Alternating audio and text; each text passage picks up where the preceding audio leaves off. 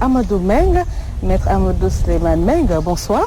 Je vous remercie Ndeye Fatou Diouf, présentatrice à la télévision Walfadjri, pour l'honneur que vous me faites ce soir en m'invitant dans cette émission littéraire dénommée Le Cercle des Arts. Donc une petite présentation de vous, monsieur Amadou Meng. Vous êtes appelé AMS pour les intimes.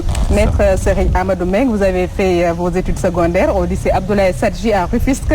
En classe de première, vous avez eu un prix en français. En 1981, vous avez obtenu votre bac série A3 avec mention.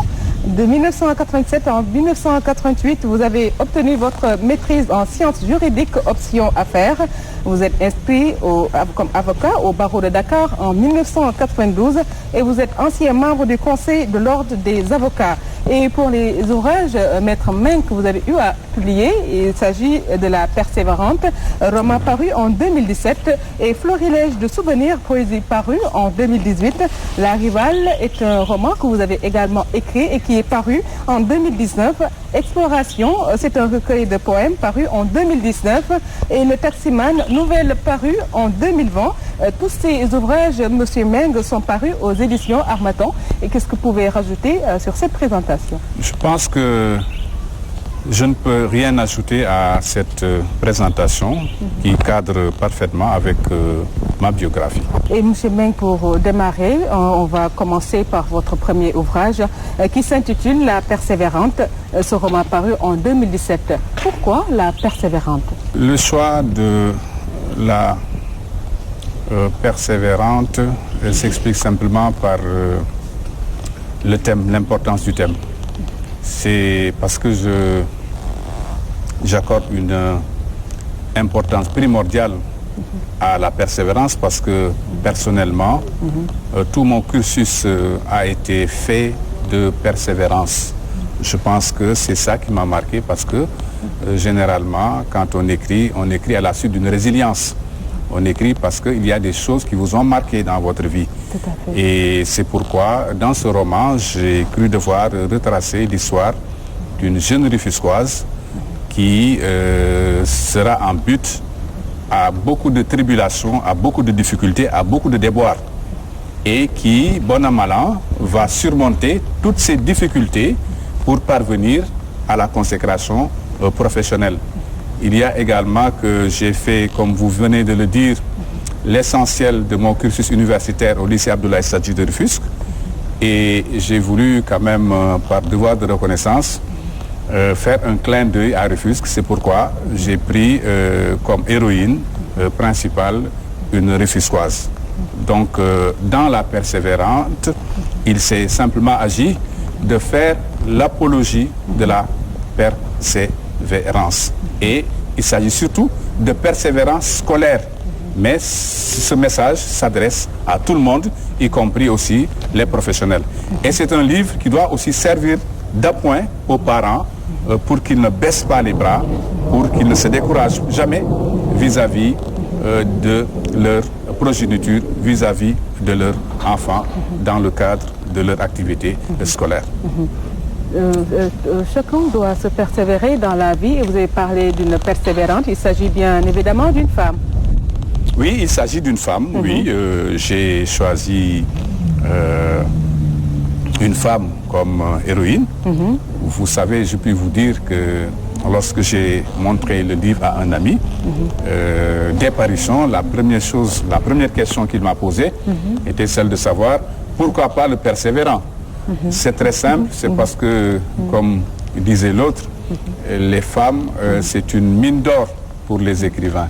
C'est la raison pour laquelle j'ai choisi une héroïne comme, effectivement, personnage principal et non pas un héros. Voilà la raison pour laquelle j'ai choisi ce titre-là, La Persévérante. C'est ça. Et cette femme qui est l'héroïne dans cet ouvrage, vous avez parlé des étapes qu'elle a eu à parcourir dans sa vie. Comment elle a vécu ça, donc cette héroïne, ce roman? Oui, c'est tout le sens du roman. Le message qu'on a voulu justement lancer, c'est de dire que dans la vie, il ne faut jamais baisser les bras. la vie est faite de combats. Oui. On dit que ceux qui vivent, ce sont ceux qui luttent. Il ne faudrait pas, à la moindre anicroque, au moindre obstacle, baisser les bras. Donc, dans ce livre, nous avons voulu simplement montrer combien il était important, en dépit des récifs que l'on rencontre dans son parchemin, en dépit des déboires, des difficultés, des tribulations, que l'on doit toujours aller de l'avant, qu'on ne doit jamais désespérer, on ne doit jamais baisser les bras, on ne doit jamais abandonner. Parce que tant qu'il y a vie, il y a espoir, comme le disait Daninos. Je pense que cette héroïne a eu finalement une issue heureuse, mais au début, elle a eu à rencontrer quelques couacs. Oui, c'est ça que je viens de dire. Et justement, tout est bien qui finit bien, parce que c'est ça justement, la victoire sur l'individu. C'est ça. Mami Diop, qui est le personnage principal du roman, a eu une victoire sur elle-même, parce qu'elle s'est dépassée, elle s'est surpassée et elle est arrivée à atteindre ses objectifs. Quelles sont les thématiques fondamentales qu'on peut retenir dans cette œuvre romanesque? Dans cette œuvre romanesque, il y a, en dehors de la persévérance, il y a également le thème de la jalousie, qui est au cœur de ce roman, de la méchanceté aussi. La méchanceté, il ne faut pas l'occulter. Ça fait partie de nos attitudes comportementales, ça fait partie de nos mœurs, ça fait partie de nos comportements. C'est quelque chose que nous vivons chaque jour, n'est-ce pas? Et donc, avec laquelle il faudrait composer. Donc, ça aussi, ça fait partie des thèmes qui sont développés dans ce roman. Il y a aussi l'émulation scolaire qui est également mis au devant de ce roman et qui rejoint un peu la persévérance. Donc quelques thèmes qui sont développés dans ce roman. On parle aussi de journalisme. De journalisme. Dans ce roman. On parle aussi il y a beaucoup de considérations juridiques aussi qui sont évoquées dans ce roman, parce que Mami Diop elle-même sera au cœur d'un palpitant procès, n'est-ce pas, parce que elle sera en but à une affaire judiciaire. Elle sera poursuivie devant le tribunal pour coups et blessures volontaires. Donc voilà, tous ces éléments-là. Ça ne me surprend pas en tant qu'avocat que vous énumérez un peu un aspect judiciaire dans cette œuvre. Et monsieur Meng, maître Meng, aussi vous avez eu à éditer un autre ouvrage. Il s'agit de Florilège de souvenirs. Quand on parle de Florilège, on pense subitement à une sélection donc de poésie. Donc vous l'avez publié en 2018. Absolument, c'est ça. Ça, c'est ma deuxième publication qui a consisté dans une poésie, dans un recueil de poésie que j'ai intitulé Florilège de souvenirs. Parce que j'ai voulu faire un peu dans la polyvalence, j'ai voulu diversifier un peu, parce que je pense aussi qu'un écrivain doit aussi pouvoir taquiner d'autres versions en matière d'écriture, parce que ça, c'est en dehors du roman. Il y a aussi la poésie, évidemment. Donc, j'ai essayé dans ce recueil de donner libre cours à des vécus, à des émotions, à des impressions. Parce que à travers la poésie, le poète fait corps avec son environnement. David Diop disait que c'est l'union sacrée entre le poète et son environnement. Et c'est par le rythme, par l'image et par le son. Ce sont vos propres souvenirs que vous avez eu à énumérer dans ce recueil. Il y a dans ce recueil, Ndeye Fatou, des souvenirs personnels. Il y a également des êtres chers qui nous ont marqués, qui sont au cœur de ce recueil Florilège. Il y a également des lieux qui nous ont marqués, comme Saint-Louis, comme Gorée, comme Rufisque. Donc tout cela est condensé dans ce recueil qui s'intitule Florilège. Donc dans ce recueil, il y a des thèmes éclectiques, il y a des thèmes vraiment variés. D'accord. Et Maître Meng, vous avez également publié La Rivale. paru en 2019. La Rivale. Quand on parle de Rivale, on passe à deux adversaires, à des confrontations, n'est-ce pas? Absolument, absolument. Dans La Rivale, on parle d'un époux qui est partagé entre ces deux époux et qui très souvent joue un rôle d'équilibriste. D'autant plus que ces femmes vivent dans le même toit. Vous voyez un peu. Donc, dans ce roman, donc, on se demande est-ce que le mari va être juste entre ses épouses. Vous le savez, même dans le code de la famille, il y a une disposition selon laquelle, en cas de polygamie, chacune des femmes peut prétendre à une égalité de traitement. Et le texte également coranique ne dit pas autre chose. Voilà donc, grosso modo, de quoi retourne ce roman, La Rivale. Ce sont les réalités de la société sénégalaise qu'elle peint. Voilà. Et vous avez édité également Exploration, poésie parue en 2019. Exploration, il s'agit de découverte, n'est-ce pas? Absolument. Il s'agit de découverte. C'est toujours en droite ligne de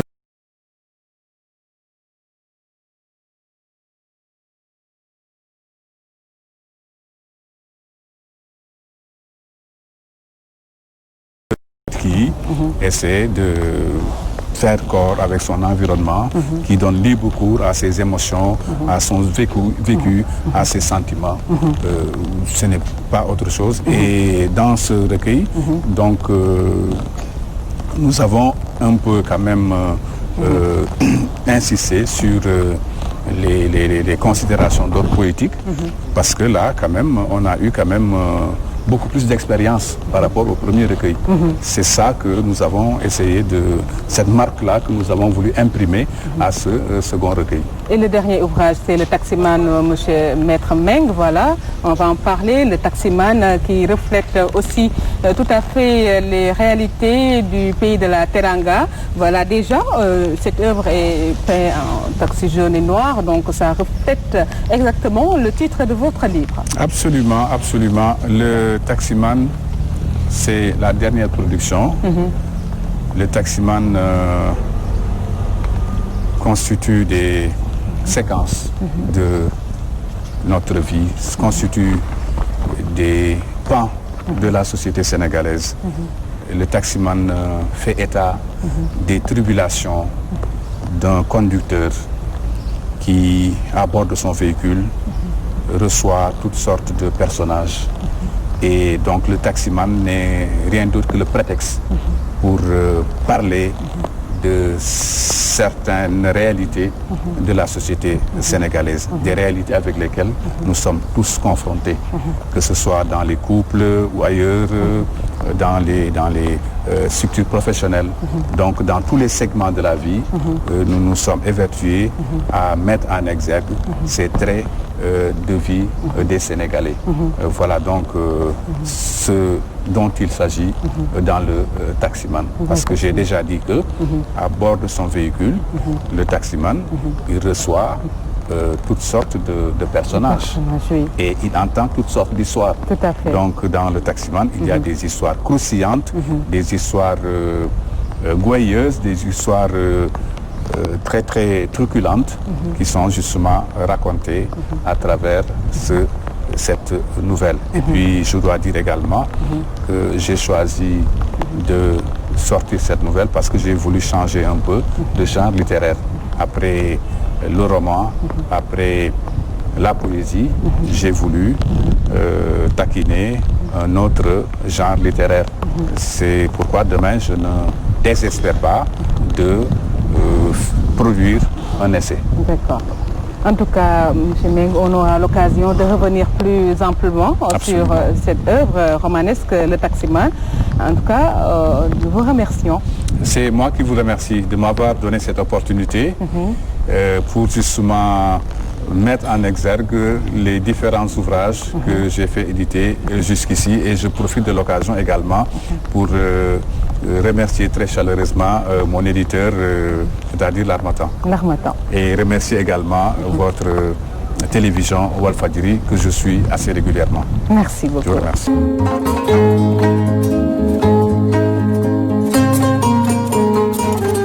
Toujours dans ce rendez-vous artistique et culturel, nous recevons sur ce plateau le groupe Sevens Prod. C'est un groupe donc, qui est sélectionné au concours Adicom Award, une cérémonie qui prime les meilleurs influenceurs créateurs de contenu. Catégorie technologie. Bonsoir Moussa Ndoye. Bonsoir madame. De l'autre côté, j'ai El Hadj Maodo Malick Diarra. Bonsoir. Oui, bonsoir. Voilà, il y a aussi Landine qui viendra au cours donc de cette émission pour parler donc de la sélection de leur groupe. C'est le groupe Sevens Prod. Oui. Vous êtes sélectionné au concours Adicom Award. Adicom Awards. Vous êtes sélectionné. Comment vous êtes sélectionné? Bon, Adicom Awards d'abord, c'est l'African Digital Communication.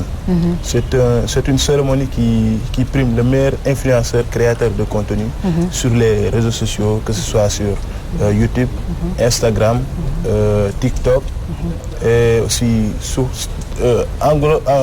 en global sur les réseaux sociaux quoi en fait. Et nous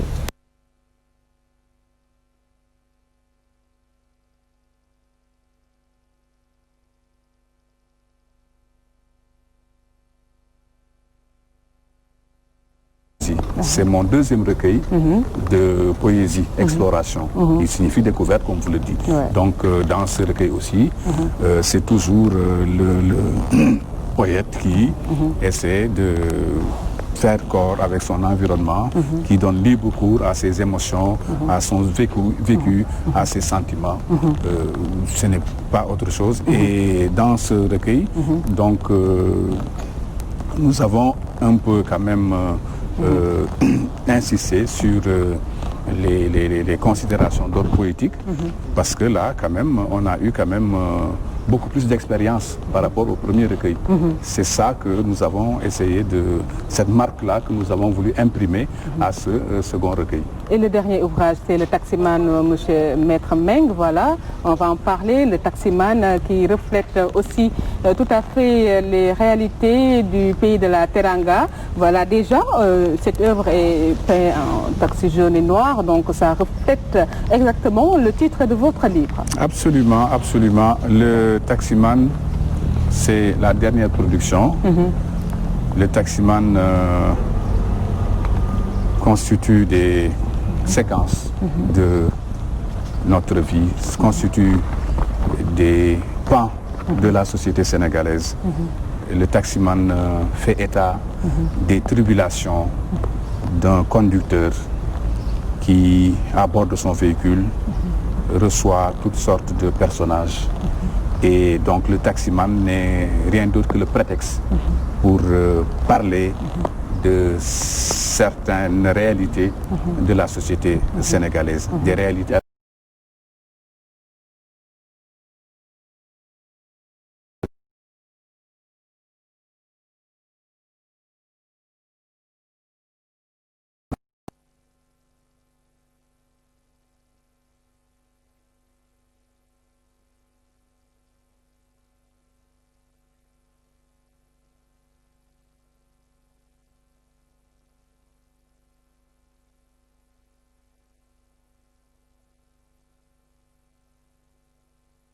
doon na benn lii boo xamante ne ñun mënuñu leen amuñu accès si ñoom quoi.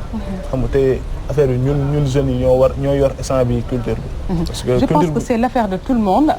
Voilà, justement, c'est pour vous aider en fait en tant que jeune, essayer de promouvoir la culture sénégalaise en aidant ces jeunes. Donc comment, en essayant de faire le maximum de vote pour eux, pour qu'ils gagnent ce prix donc décerné aux jeunes talents africains. Et voilà, je pense que ce sera la fierté de l'Afrique et du Sénégal en particulier. Si beneen wàll ñu ngi ak naataangoom di Maodo Malick Diarra Maodo Malick di la nuyu.